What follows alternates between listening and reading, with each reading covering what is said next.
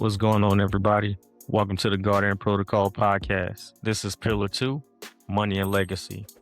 Protect your bag. In this pillar, we'll be covering systems for budgeting, debt cleanup, investing, insurance, wills, and trusts. Today, we're talking about money, but not in the usual way, not like the hustle culture, not the get rich quick, or the vibes. Today's episode is called Think Like a Threat Hunter with Your Money. If you spent any time in cybersecurity, you know this to be true. Waiting for alerts is already too late. Threat hunters don't sit around hoping systems are safe. They assume the risk already exists, even when everything looks normal. They search for patterns. They look for the weaknesses before the damage spreads. So here's the uncomfortable truth question. Why do we threat hunt networks, but not our finances? Because the reality is, many families are already financially compromised. They just don't see it yet. Debt quietly drains income. Lifestyle creep behaves like malware. Scripture warns us clearly in 1 Peter chapter 5, verse 8. Be sober-minded, be watchful. Your adversary, the devil, prowls around like a roaring lion, seeking someone to devour. That verse isn't just spiritual, it's operational. Today we're applying threat hunt principles to money, budgeting, debt cleanup, investing, insurance, wills, and trusts, so you can build systems your family can stand on. Segment 1, adopt a threat hunter mindset. As stated before, threat hunters don't assume systems are safe just because nothing is alarming. Financially, most people say this: I'm good, I'll pay my bills, I don't really check my accounts, it'll work itself out. That's alerts-based thinking, not threat hunting. It's also a laissez-faire approach to your finances. Scripture addresses this directly in Proverbs chapter 22, verse 3. The prudent sees danger and hides himself, but the simple go on and suffer for it. Here's the core principle. Normal doesn't mean not secure. Bills being paid doesn't equal stability. Income coming in doesn't equal safety. No late notice doesn't equal control either. Wisdom looks beneath the surface. Segment 2, identify your financial attack surface. In cybersecurity, attack surfaces include credentials, endpoints, open ports, misconfigurations. Financially, your attack surface looks like this: credit cards and buy now, pay later accounts, subscriptions, auto pay, lifestyle inflations, no savings buffer, inadequate insurance, no wills or estate plan. Jesus connects money and attention in Matthew chapter 6, verse 21. For where your treasure is, there your heart will be also. Your money reveals priorities, discipline, blind spots. Here's some practical steps for financial asset inventory. Ask yourself, where is my money stored? Where is it leaking? Who has access to it? What happens if the income stops tomorrow? If you don't know the answer to these questions, you're not hunting. You're just hoping and winging it. Segment 3, indicators of financial compromise. Threat hunters don't wait for ransomware. They look for the indicators of compromise. Financial indicators of compromise includes the following: living paycheck to paycheck with good income, using credit for necessities versus emergencies, avoiding bank statements, not combing through the fine details to see where your money's going. That's crazy. No emergency fund. You know, they say the average person doesn't have $1,000 in their savings. So you're one paycheck away from a crisis and being out on the street possibly. Anxiety when bills show up, relying on future money to fix problems, present problems. Scripture warns us again in Proverbs chapter 22, verse 7. The rich rules over the poor, and the borrower is the slave of the lender. Debt without a plan is a persistent threat. Only leverage debt temporarily, but also create those guardrails when it comes down to using that debt, and make sure you pay it back in full. Don't just penny pinch it over time. I believe they say it's about use only 20 to 30% of your credit line. Here's some practical steps for weekly financial reviews. Do a weekly expense check.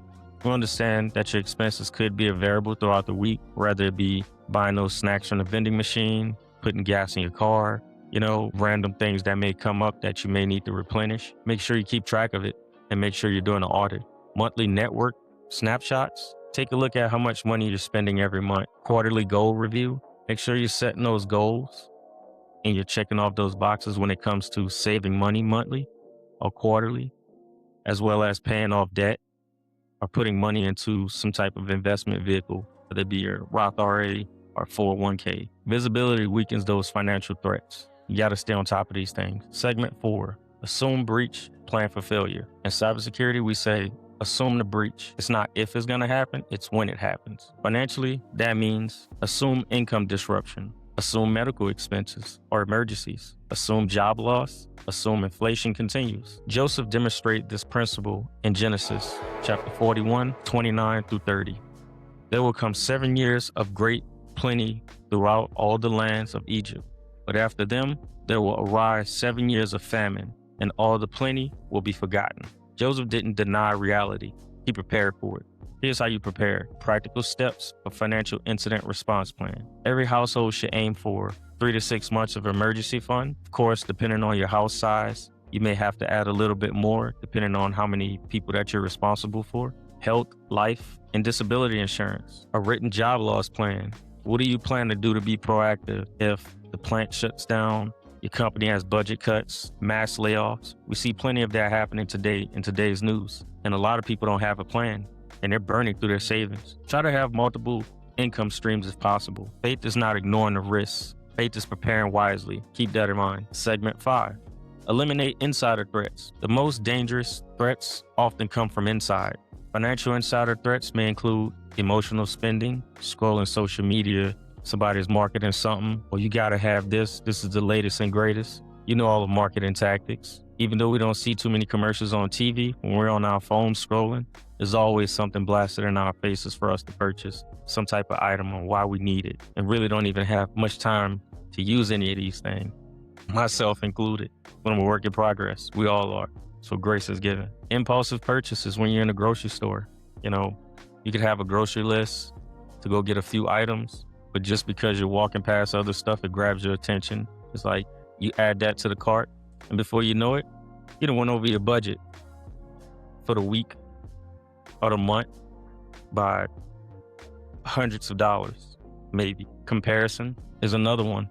That's a financial insider threat.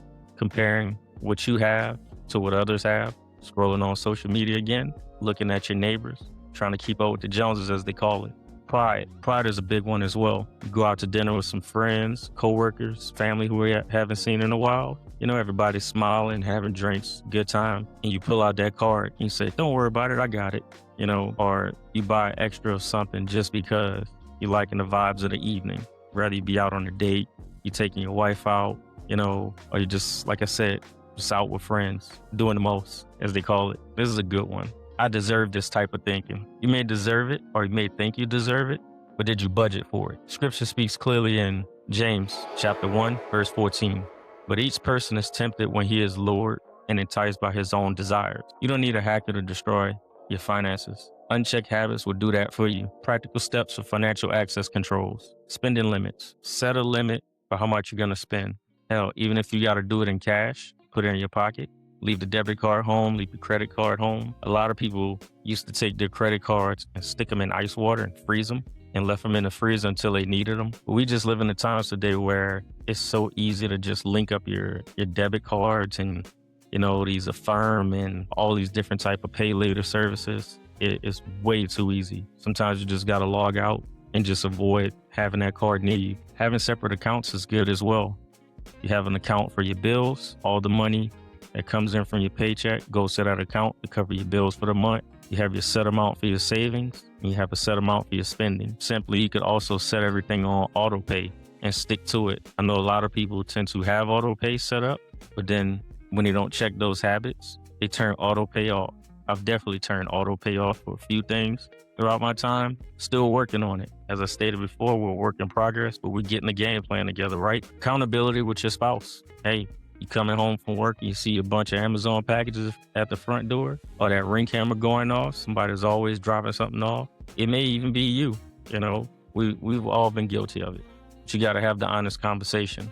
What goals are we trying to accomplish? And how these things that we're making these impulse buys, how is that stopping us from getting closer to that goal? Maybe you want to take a trip.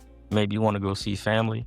Those are those goals that you have set, but you can't take those trips and go see family because you spent a little bit too much. Have some more discipline. Discipline is a security control. Segment 6, defense in depth financial system. No security professional relies on one control, neither should you. So 1, budgeting, command and control. Jesus teaches us intentional planning in Luke chapter 14, verse 28. But which of you desiring to build a tower does not first sit down and count the costs, whether he was enough to complete it? Essentially, if you want to do something, you sit down, map out a game plan, and weigh all the options, weigh everything that it's going to take in order for you to get that plan off the ground and going. A budget assigns purpose to every dollar. 2, debt cleanup, regain authority. Scripture warns us, Proverbs chapter 22, verse 7. The borrower is the slave of the lender. Debt cleanup restores freedom and margins. 3, investing, long-term resilience. Ecclesiastes teaches diversification. Ecclesiastes chapter 11, verse 2. Give a portion to 7 or even to 8, for you know not what disaster may happen on earth. Investing isn't gambling, it's preparation. Insurance, transferring your risks. Wisdom is described in Proverbs chapter 27, verse 12. The prudent sees danger and hides himself, but the simple go on and suffer for it. Insurance is love expressed through foresight. Having insurance for those uncertain things that may come up.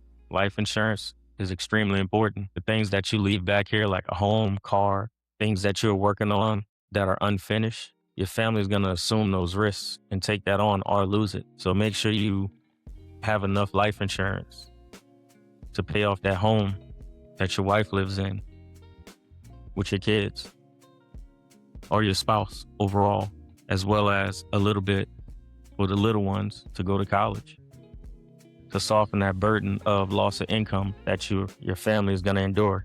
5, wills, order beyond your presence. Scripture values generational responsibility. Proverbs chapter 13, verse 22. A good man leaves an inheritance to his children's children. A will provides clarity when you're silent. I'll read that again. Proverbs chapter 13, verse 22. A good man leaves an inheritance to his children's children. Chapter 6, trust, structured legacy. Counsel and planning are praised in Proverbs chapter 20, verse 8. Plans are established by counsel. By wise guidance, wage war. Trust ensure order, protection, and continuity. We form many relationships throughout our lifetime. Some people get married multiple times. Some people have multiple children across multiple different families. None of that really matters. But with assets that you may have left behind and your untimely departure from this world, you may want to leave that to certain people. Having a trust solidifies all of that and puts things in place so things can be taken care of. Rather you have a business with a business partner or your spouse, and you want certain things to go to certain people. That trust covers that. Segment 7, train your household. Leadership includes training the next generation. Proverbs chapter 22, verse 6. Once again, train up a child in the way he should go. Even when he is old, he will not depart from it. Teach your kids delayed gratification. Not everything is needed right now. You can save for it, budget for it, and plan. So as you teach it, teach yourself, implement through action. Needs versus wants. Make sure that's clearly understood. There's things that in life that we need, like food, water, and shelter, and clothing. There's things that we want. A new pair of shoes, a new piece of technology, new car. Those things we don't necessarily need right now, but we can plan for it through budgeting and saving. Make sure you cover the necessities first. As stated, discipline by example. Lead, follow, and get out the way. It's one of the things we learned when I was in the military. So lead by example. Be disciplined by example. So your kids can see that even though you want something, you don't have to buy it right now and throw off your savings plan. Open financial conversations. Have those conversations with your spouse, your kids. At every milestone, kids go in stores like 5 and below and they want to buy up the store. Or they say, I have some money saved up. I want to buy this. Just create the awareness so they know that, okay, this is your budget. This is all you have to spend. Nothing more, nothing less than this. Or you can save it for something else bigger later on. Do a comparison with them. The older your kids get, you just get more thorough about the conversation. Just like your teenagers who learn how to drive and get their learner's permit or get their driver's license. They want a car. They have a little job. Some, save up your money.